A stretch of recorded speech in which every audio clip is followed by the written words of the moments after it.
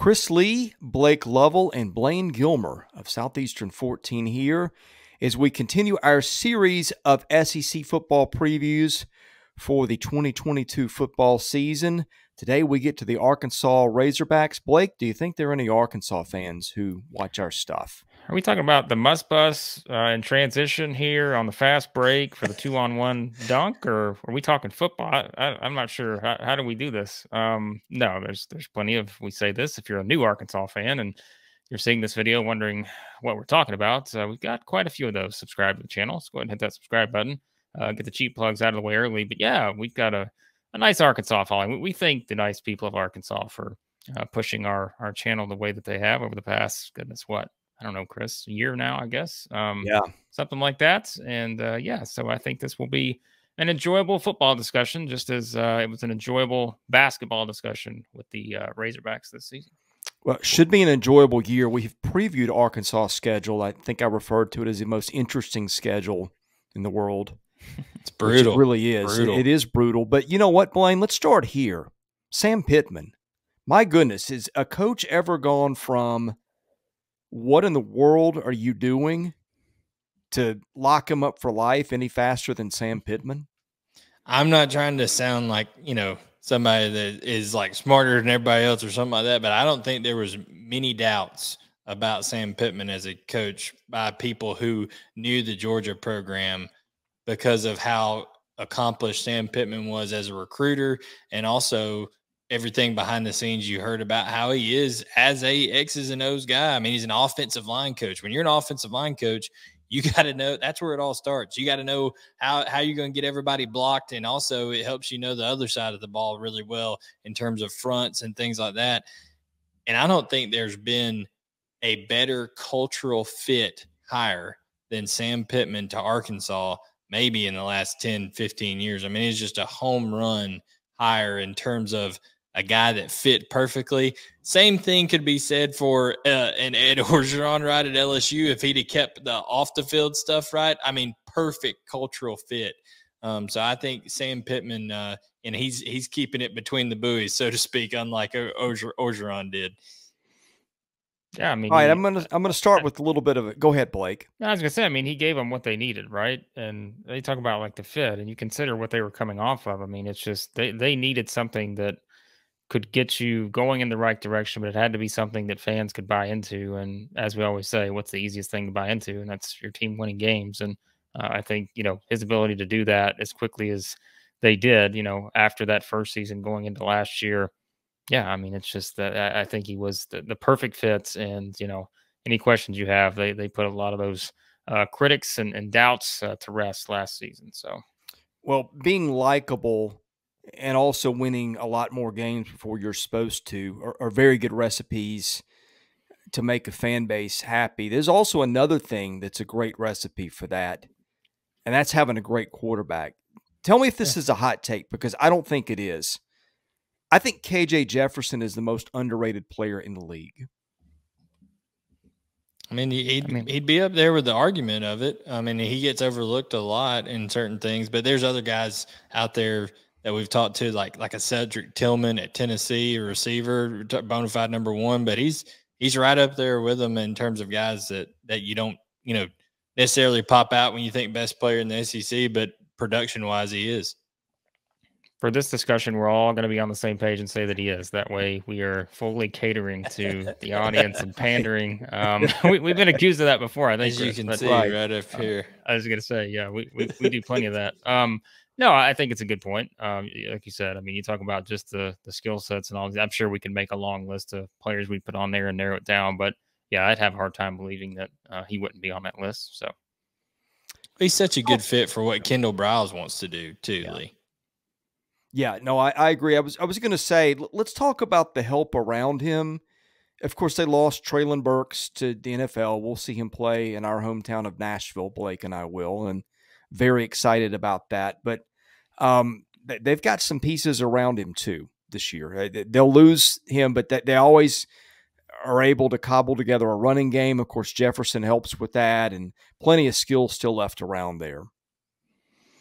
Yeah. I mean, again, I think that wide receiver unit's going to be kind of intriguing to me. I'd say that's probably one of the more intriguing units with this team just to see how things play out there. Because, like you said, you are losing a guy like Burks. He's a first-round pick, and we know all the things, just we always say when you have a guy like that, how easy it is, the pressure that it takes off of you when you have a guy that can do the things he can do. And I think so seeing how things kind of, pan out, I think, at the wide receiver position and just kind of seeing some of those other guys step up, that'll be very interesting to me. And obviously, when you have a guy like Jefferson, he should be able to help elevate some of that too. If you've got some guys that are, maybe still adjusting to things or whatever, but I think that's going to be it is, just having that top guy. I mean, you're not saying you're going to just completely replace everything that Burks did, but I think that's going to be kind of a fun situation that we see play out, especially in those early couple weeks, just to kind of see how that pans out. So, Chris, you talked about the running game.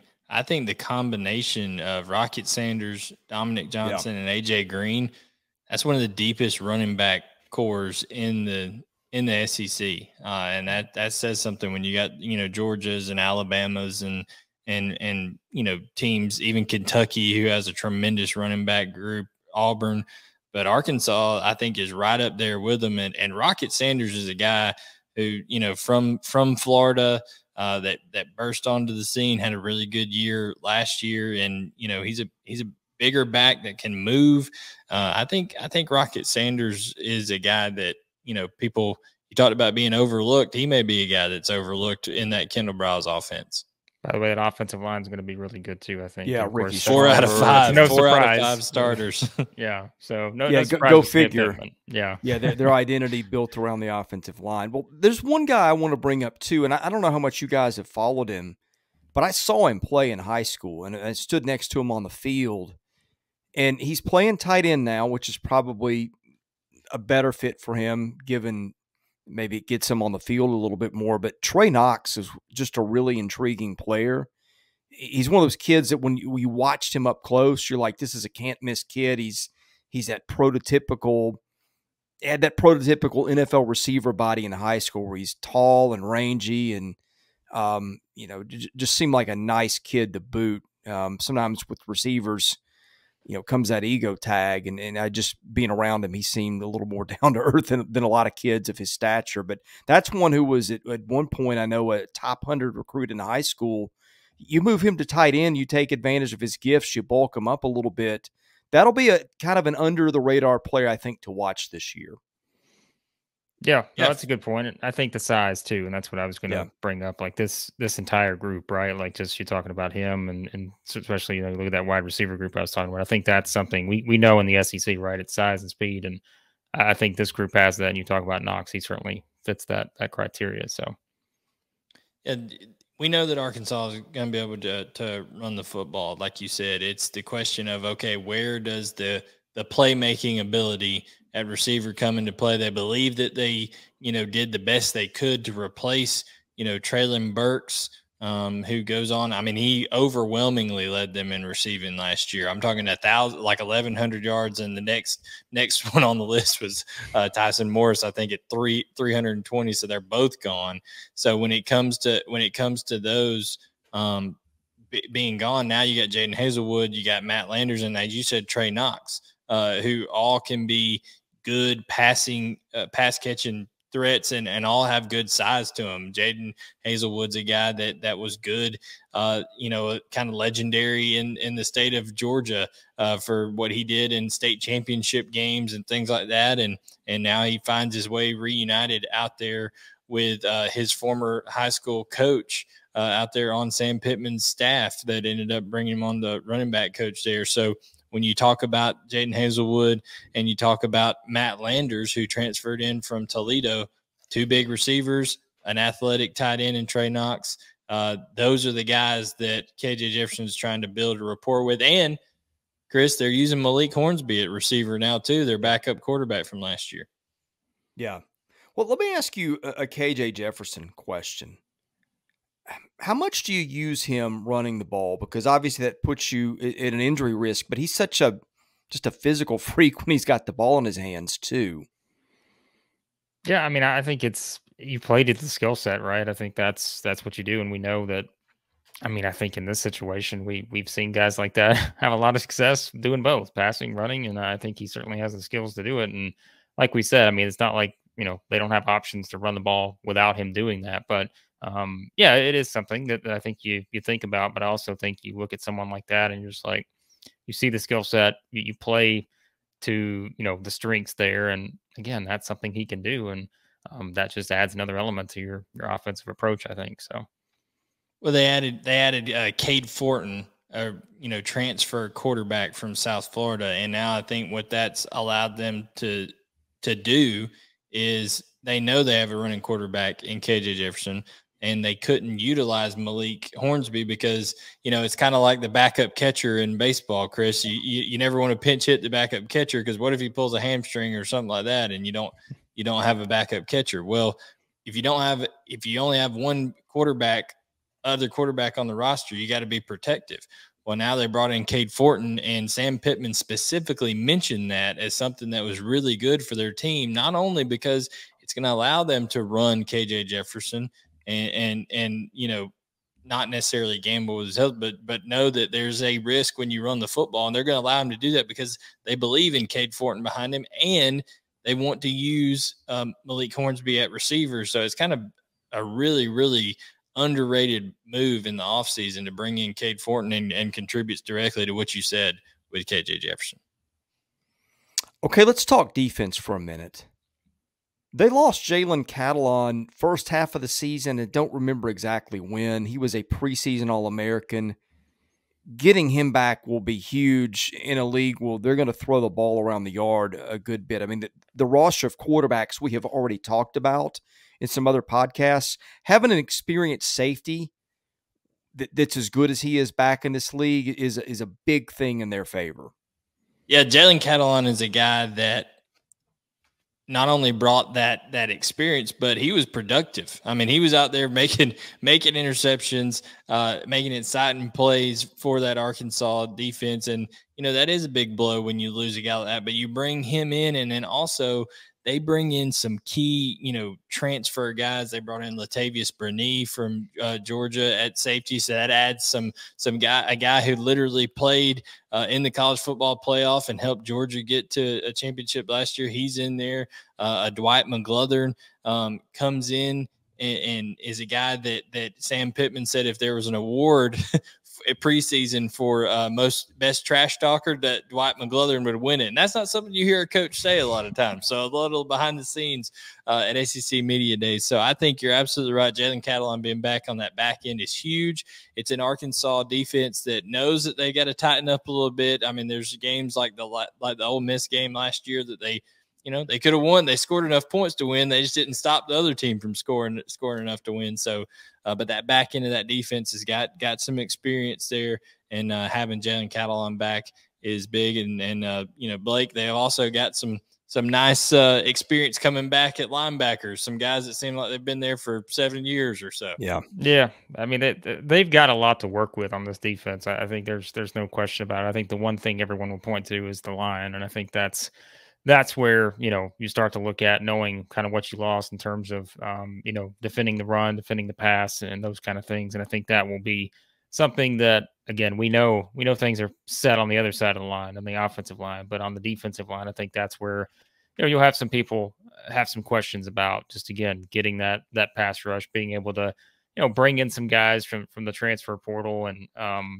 just kind of adding up some depth there. I think on the line will be important. And just seeing how some of these guys emerge to try to be able to fill, some of those gaps that obviously you're going to have from last season. So, well, they got the best name in the SEC back in Bumper Pool. No doubt. Of course. Who's been there forever. Yeah, Grant Morgan's finally gone. I thought he was going to be perpetually eligible there, but yeah. Well, people, always kid about some of these super seniors in the COVID years and all this kind of stuff. But, Bumper Pool is a guy who obviously he's gonna fill that role left by, Morgan and some of those guys that were kind of the bigger personalities in terms of that. But he's been around. He's been a very productive tackler for Arkansas. And they bring in Drew Sanders at inside linebacker as well from Alabama. And Sam Pittman went out of his way again to talk at SEC Media Days about Drew Sanders and how big of a pickup that was, but also on the edge, bringing in a guy like Landon Jackson from LSU. I mean, they were not afraid to go to the transfer portal and address the needs that they had on that defense because, you know, Sam Pittman, I think, is prudent enough to know, okay, I can recruit really well relatively to what Arkansas is going to be able to recruit at this point, but I can really turn my roster over even faster. I think nobody's done this better than maybe Sam Pittman and Mel Tucker over the last couple of years of finding key pieces that they need and supplementing that recruiting. And I think you see Landon Jackson and Drew Sanders as examples of that. Well, Sanders, if people don't, Sanders played a lot at Alabama and was a 5-star recruit. So just in case people are wondering, this isn't one of these kids that really couldn't get on the field at Alabama. He did, but, you know, of course, Alabama's got a linebacking core for the ages coming up this year. Absolutely. But I think that's one that helps them a lot. I mean, I think too, you're going out and getting guys who have been in the SEC, and I think we always talk about just kind of maybe you go out and get a guy, you know, that's maybe coming from a program that was kind of a, I don't know, middle tier program in another conference outside of one of the power conferences. It's hard to sometimes judge, you know, what exactly you're going to get. You can see the skill set and those kind of things, but like you guys talked about, I mean, you've got, you know, a guy like that coming in, he's at Alabama, you got a guy coming in, you know, LSU, like these are places where, you know, you've seen up close and personal kind of what you have to do in the SEC, I think, to be successful. So, yeah, that's always a nice bonus, I think, when you're bringing in transfers. So, well, I was going to say, and just in case people don't know, Bumper Pool is the second leading returning tackler in the league this year too. So there's a lot of productivity aside him. Absolutely. I mean, you know, Bumper Pool is a guy, like I said, he not only brings the energy, he's a great interview you see on all these shows throughout the week and stuff like that, involved in NIL, all that kind of stuff, self-promotion, but he's also a great team guy and fits right in with, you know, the whole play that jukebox theme, all that kind of stuff that Arkansas has after they win. But he's just a kind of a lunch pail type guy at linebacker there. And you're right, he's very productive. But I think some of those pieces that they bring in around him, like you said, Sanders, Jackson in the transfer portal, Jordan Dominic from Georgia Tech. Ironically enough, Chris, you're starting to see these SEC powers go out and kind of, you know, take from some of the poorer programs, some of these like a Georgia Tech, even Alabama's going and taking Vanderbilt's left tackle. I mean, what's going on with some of that kind of stuff? But they're saying, hey, if you want to come over, you want a chance to win some games, that's how it's going to go. And Arkansas is definitely been good in the transfer portal, and they bring some help to Bumper Pool in that defense.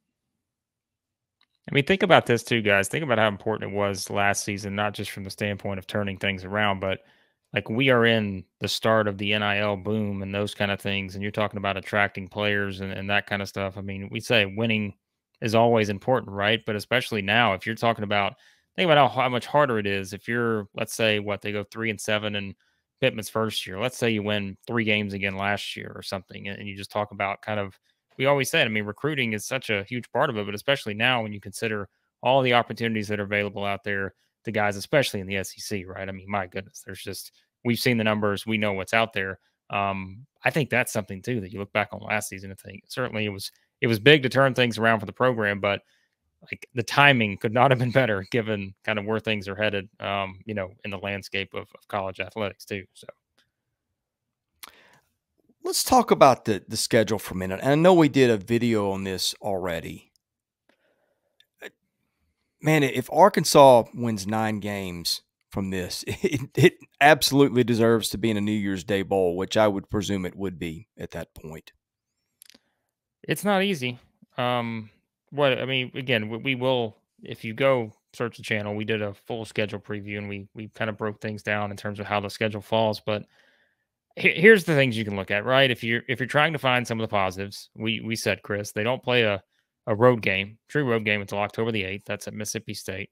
You know, that's during that 3-game stretch where you're at State, you're at BYU, at Auburn. Not going to be easy. You only play 3 true SEC road games: State, Auburn, Missouri. That, you know, could be much worse, right? When you're talking about your opponents on the road. No, you know, there's no Georgia, so that helps. There's no Tennessee. That helps. There's no Florida. That helps.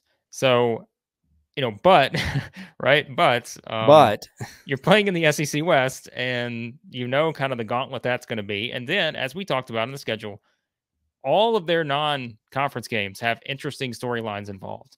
Blayne's already done the preview. By the way, there's another video for you. If you haven't watched that one, Blayne's done sort of the preview for the week 1 game against Cincinnati and kind of broke down what you can expect from that game. But we talked about there's Bobby Petrino's storyline with Missouri State. Liberty, we know who's there. BYU is a very, capable team, as we know, have to go on the road, play a true road game there. Yeah, there's a lot of potential pitfalls. So there are some positives and the negatives to the schedule, but I think that's always the case, especially when you're playing in the SEC West, and because they have a very just sort of fascinating non-conference schedule. So it's such a interesting dynamic because I truthfully think that Arkansas, just personally, I think Arkansas is the team that will play Alabama the best game this year on Alabama's schedule in the regular season. But I also think that after playing a more air raid type team away on the road against Mississippi State, going to Provo and a BYU team that is constantly known as being very physical, I think that could present some problems. So I'm just telling you, it is going to be week to week, like you said, Chris, one of the more compelling teams to watch in Arkansas, and that schedule is absolutely brutal. And it's going to be fascinating to see if by the time Ole Miss comes around, is that team even still together with all the transfers that Lane Kiffin brought in and stuff like that. So many storylines coming into all these games, as Blake pointed out, but it is a brutal schedule. No week can you really let up off the gas, except without that exception of that Missouri State game. But definitely not something that I think, however long ago this was scheduled out, I don't think they anticipated Cincinnati, BYU, and Liberty being where they are. Well, I know all the attention is on that A&M Alabama game, but guys, I'm telling you what, I'm about as intrigued by Arkansas A&M as I am any game in the league I'll watch this year. I just think, they won that one a year ago. It's in Arlington. I just think that is one, and that's kind of a barometer game. Like if they're 3-0 at that point, and they beat A&M, I mean, everybody in that state is sky high at that point. Yeah, that's what we talked about when we did the schedule preview. We said, just think about the setup. If Arkansas were to be 4-0 heading into that game in Fayetteville against Alabama on October the 1st, knowing that Alabama is probably going to have, the same record. I mean, that would be huge. But like you said, Chris, we've talked about A&M too, and I know there was some passionate response to the passionate discussion we had about A&M in their preview that we did, and just talking about what is the realistic expectation for them. We mentioned too, they've got some young players they're plugging in there, and that's only game 4 for A&M, and so that is something too where we talk about, again, I'll go back to the wide receiver unit, those kind of things. You're going to get a very clear picture of where things stand 4 games in. Your first third of the schedule, there's no, beating around the bush here. You're going to have a very clear idea with Cincinnati, South Carolina, Missouri State, Texas A&M going into that Alabama game where you stand, and knowing, like, if you're breaking down their schedule, I don't want to say like that last group is the easiest part, but if you look at kind of the 4-game sets, right? Liberty at home, LSU at home, Ole Miss at home, at Missouri. To me, that's your part of the schedule where let's just find a way to get through, these 8 games before, win the games you're supposed to win, have a chance to, again, beat an A&M, beat an Alabama.